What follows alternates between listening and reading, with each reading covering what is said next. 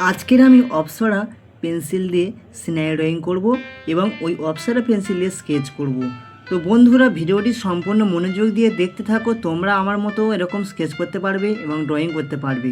তো বন্ধুরা, জাস্ট তোমরা দেখতে থাকো।